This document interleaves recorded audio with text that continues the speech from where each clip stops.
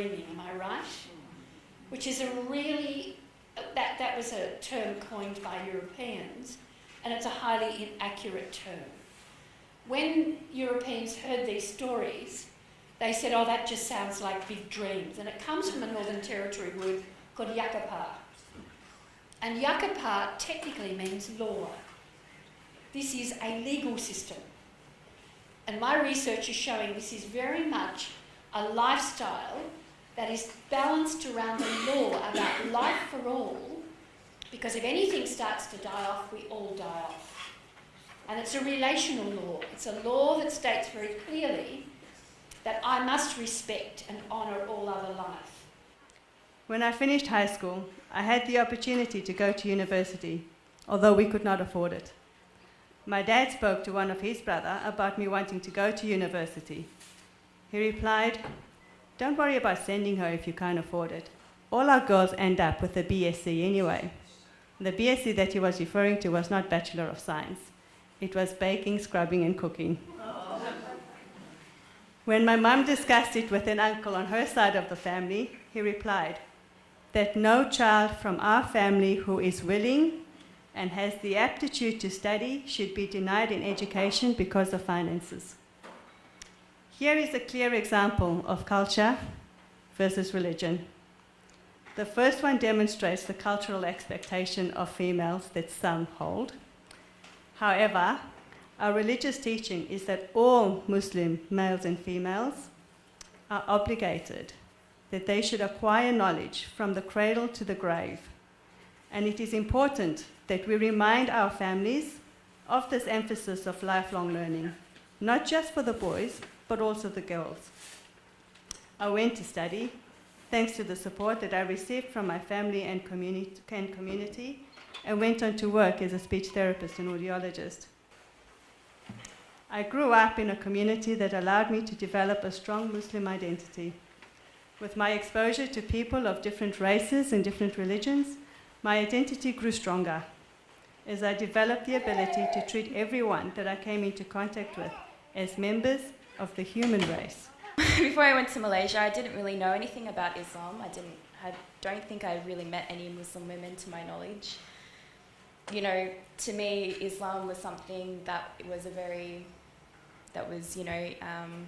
like an Arabic religion. It was a very cultural thing, and in my head, all I can imagine is women in black burqas, walking behind their husbands and they couldn't leave the house. I mean, that's what I thought Islam was. And I never really studied it. So when I came to Malaysia, well, that was a very different story, because I saw a lot of my female friends were Muslims, and they were wearing bright, colourful hijabs, and they were educated, and they had a zest for life, and it sort of broke my image of what Islam was, in a way, because I thought, well, they're these bright, educated, vivacious women, so maybe what I think about Islam isn't really, the correct way I should think about it. Okay, I'm a Muslim, I converted to Islam, but in terms of culture, I mean, there's different cultures and things involved as well, so I feel like I'm torn between two worlds in a lot of ways. I feel like I don't really belong 100% in the Muslim world, and I don't 100% belong in, the Western world as per se. So it's trying to find a balance and trying to find a way where I can practice my faith but still, show people that I'm still me. I'm still Sarah. It hasn't changed who I am as a person. It's just my religious belief, and it gives me a lot of happiness and peace. You do have a rabbi, but there are many different rabbis. But there aren't like a world union that everyone listens to each other. So we have where certain rabbis in some parts of the world will say that Jewish law, the way you can read it is, if there are women only and there are no men present, then a women can read from the Torah. And there's a whole way that is justified with the use of text. It's not, you can't grab things out of the air.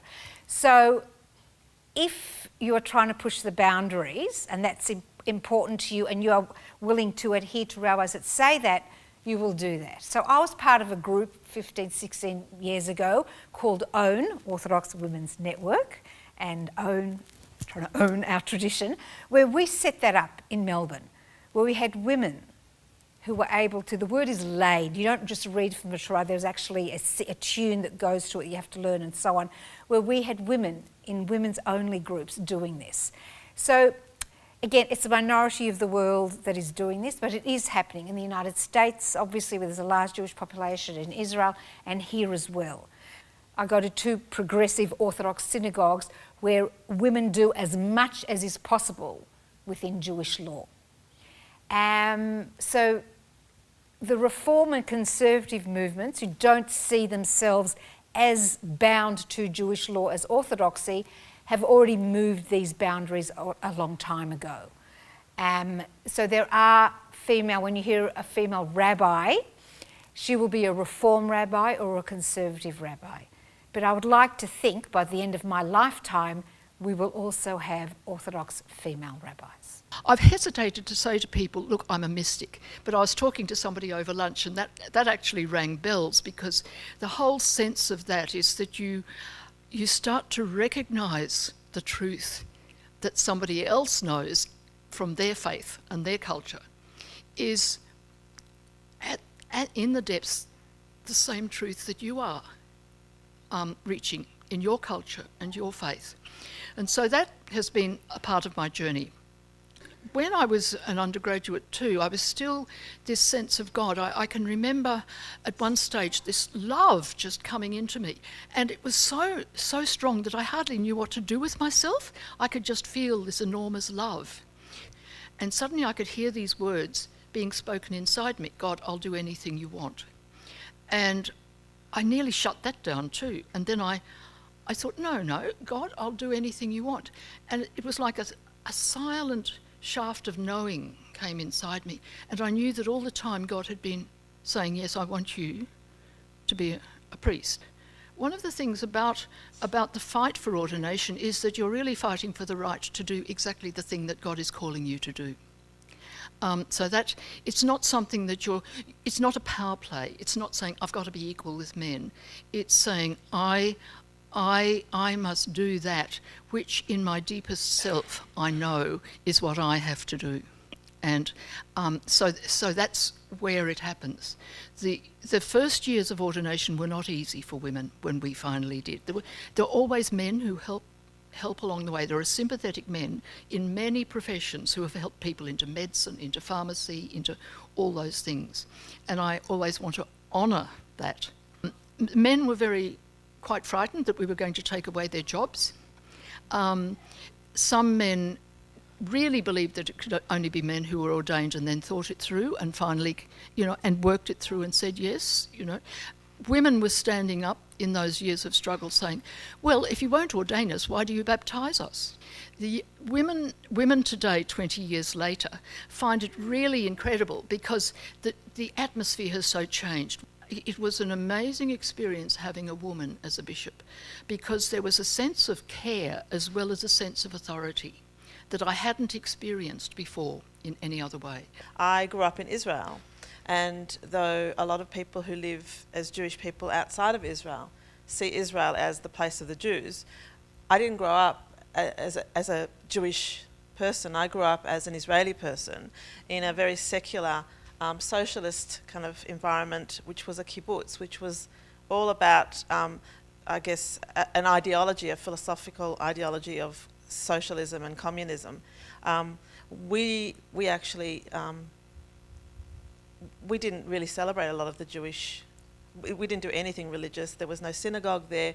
People didn't do their traditional bar mitzvahs and things like that. So I've grown up half here and half there. So when I speak English, I sound Australian. When I speak Hebrew, I sound Israeli. Yeah. And I talk with my hands with both languages, yes. Yeah. Some of the kibbutz places are religious and some of them are completely not. I was raised on one that was completely not. So I'd never been inside a synagogue until I came to Australia. Never.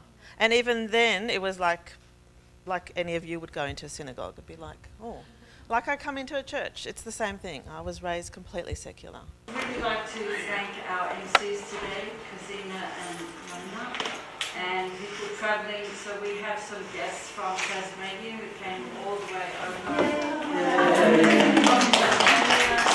And from the Gippsland, and of course it was a local group as well, so thank all our local people and the local council.